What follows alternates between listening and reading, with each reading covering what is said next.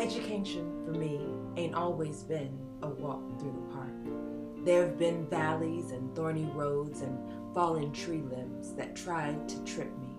But I took the good and the other and learned what I could, when I could, how I could, where I could. In kinder, all I can remember learning is that all my exes live in Texas, and a blazing fan plus Texas AC plus a flimsy white sheet equals a long, cold nap. First grade left me with a more vivid memory. Nowadays, we celebrate those who think outside of the box and color outside of the lines. But in the 80s, the response I received was much different. I wonder if I lost any hair after the duct tape was removed from my forearm that had been taped to a desk so that I could color in the lines better. Not sure if this incident painted my face in tears, but it was forever sketched in my memory. In second grade, I found out that I was different.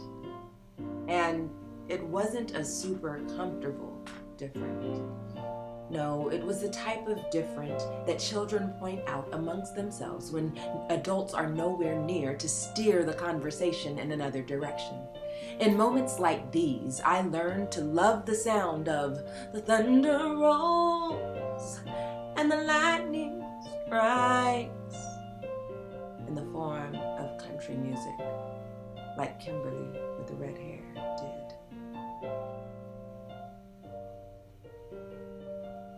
I can't tell you exactly how my third grade teacher viewed me, but I don't think smart would have been in her word bank.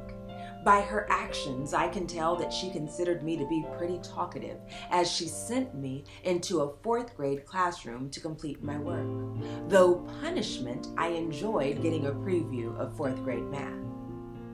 Mom asked her to test me for the gifted and talented program. Access denied. As a fourth grader, I learned that not every student cared about learning. Equally as shocking, not all teachers seemed to be bothered by that. One classmate got a 15 on a spelling test, more than once. And yet we still continued to grade our peers' tests. I only attended this school for half the year. Everything this public school teacher was teaching had already been covered by my third grade private school teacher. Still, Mom asked her to test me for the gifted and talented program. Access denied. So we drove back to the private school and I still talked too much. However, seeing a preview of fifth grade math seemed more like a character judgment that was not in my favor. We built the Alamo out of clay and toothpicks and memorized Lincoln's Gettysburg Address. My classmate Hilton was casted as Booker T. Washington in the school play. And as the only other family with matching complexions, I was cast as his mother. I had a line to deliver that had something to do with cornbread while I held a foil tin pan. And I also danced to Skip to My Loop. Summers at the private school sharpened my mental agility. I mastered the art of card house building, honed my skills in monopolizing the Monopoly board, memorized the intros to Darkwing Duck, DuckTales, Happy Days, and many other shows, learned patience while completing 1,000-piece puzzles, and found efficient ways to write lines quickly on connected green and white printer paper.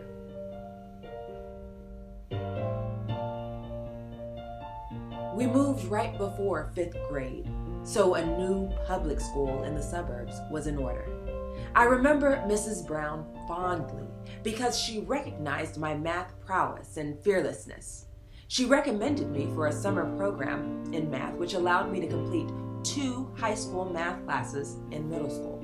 I also remember feeling smarter than these gifted and talented kids I sat near, who got to leave the campus every Wednesday. How did they get into that program? How can I get in? Mom asked her to test me for the gifted and talented program. Access denied.